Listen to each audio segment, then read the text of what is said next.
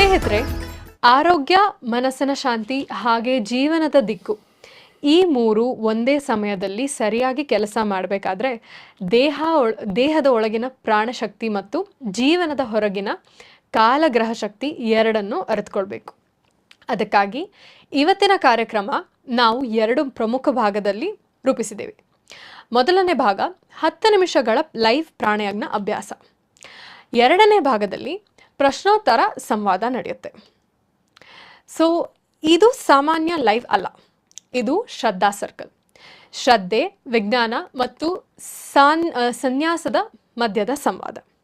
ಈಗ ನಾವು ಪ್ರಾಣಾಯಾಮ ಅಭ್ಯಾಸ ಶುರು ಮಾಡೋಣ, ಬನ್ನಿ. ಗುಣಪೂರ್ಣ ದೋಷದೂರ, ಗುಣಪೂರ್ಣ ದೋಷದೂರ, ಗುಣಪೂರ್ಣ ದೋಷದೂರ, ಗುಣಪೂರ್ಣ ದೋಷದೂರ, ಗುಣಪೂರ್ಣ ದೋಷದೂರ, ಗುಣಪೂರ್ಣ ದೋಷದೂರ, ಗುಣಪೂರ್ಣ ದೋಷದೂರ, ಗುಣಪೂರ್ಣ ದೋಷದೂರ, ಗುಣಪೂರ್ಣ ದೋಷದೂರ, ಗುಣಪೂರ್ಣ ದೋಷದೂರ, ಗುಣಪೂರ್ಣ ದೋಷದೂರ, ಗುಣಪೂರ್ಣ ದೋಷದೂರ. ರಿಲ್ಯಾಕ್ಸ್. ನಿಮ್ಮ ಉಸಿರಾಟದ ಗತಿಯನ್ನು ಗಮನಿಸಿ. 3, 2, 1.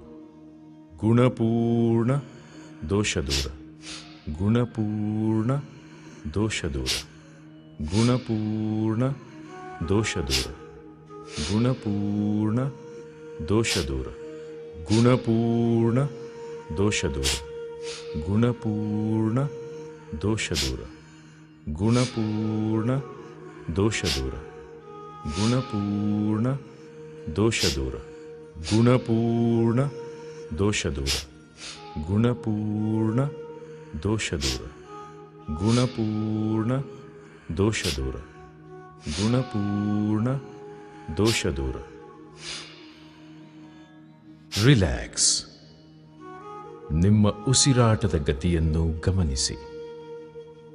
ಈಗ ಪ್ರಾಣೋಪಾಸನೆಯನ್ನು ಆರಂಭಿಸೋಣ.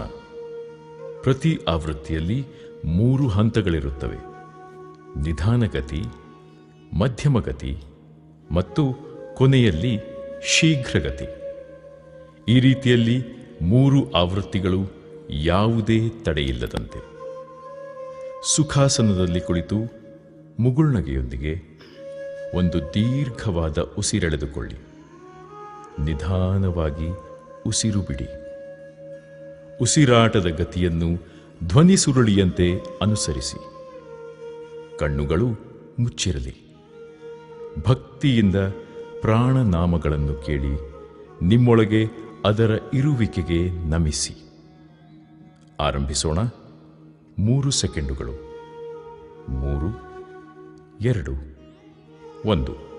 ಕೇಶವಾಯ ನಮಃ, ನಾರಾಯಣಾಯ ನಮಃ, ಮಾಧವಾಯ ನಮಃ, ಗೋವಿಂದಾಯ ನಮಃ, ವಿಷ್ಣವೇ ನಮಃ, ಮಧುಸೂದನಾಯ ನಮಃ, ತ್ರಿವಿಕ್ರಮಾಯ ನಮಃ, ವಾಮನಾಯ ನಮಃ, ಶ್ರೀಧರಾಯ ನಮಃ, ಋಷಿಕೇಶಾಯ ನಮಃ, ಪದ್ಮನಾಭಾಯ ನಮಃ, ದಾಮೋದರಾಯ ನಮಃ, ಅಜಾಯ ನಮಃ, ಆನಂದಾಯ ನಮಃ, ಇಂದ್ರಾಯ ನಮಃ, ಈಶಾಯ ನಮಃ, ಉಗ್ರಾಯ ನಮಃ, ಊರ್ಜಾಯ ನಮಃ, ಋತಂಭರಾಯ ನಮಃ, ಋಘಾಯ ನಮಃ,